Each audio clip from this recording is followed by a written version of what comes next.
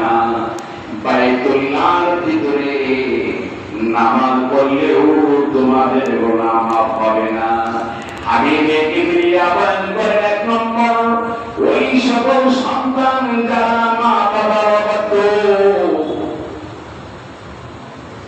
মা বাবার নাফরমানি করে, মা বাবার কথা শুনে না, খেদমত করে না, মা বাবা অবাধ্য, মা বাবার নেককার নামাজি পরহেজগার, এবং মা বাবার অবাধ্য সন্তান সবে বরাতে কান্নার বদৌলতে গুনাহ মাফ করাইতে পারবে না।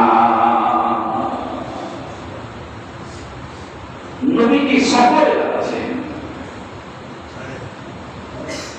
আল্লাহ রাসূল উটের উপরে, রাসূলের পিছনে একজন সাহাবী মুআজ ইবনে জাবাল, তিনিও রাসূলের পিঠ মোবারকের সাথে একদম লেগে বসে গেছে। নবীজি ডাকতে নিয়া, মুআজ লাব্বাইকা ওয়া সাদাইকা ইয়া রাসূলুল্লাহ, আবার ডাকতে নিয়া মুআজ বলে, লাব্বাইক ওয়া সাদাইক ইয়া রাসূলুল্লাহ, ইয়া মুআজ লাব্বাইক ওয়া সাদাইক ইয়া রাসূলুল্লাহ। হাবিবে কিবরিয়া পিঠ মোবারকের সাথে বসা,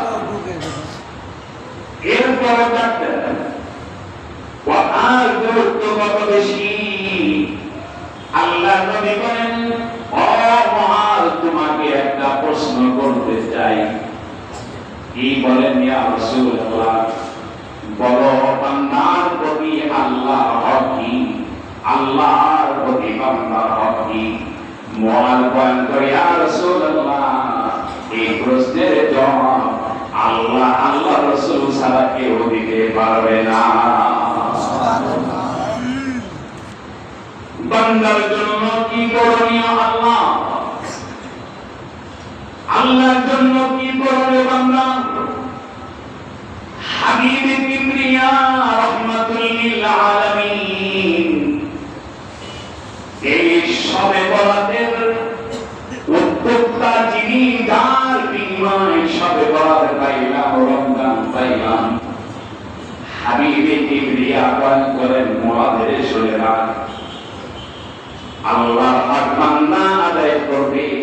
বান্দা যখন 5 ওয়াক্ত নামাজ পড়বে, বান্দা যখন ওযু করে নামাজে দাঁড়ায়, আল্লাহ বলে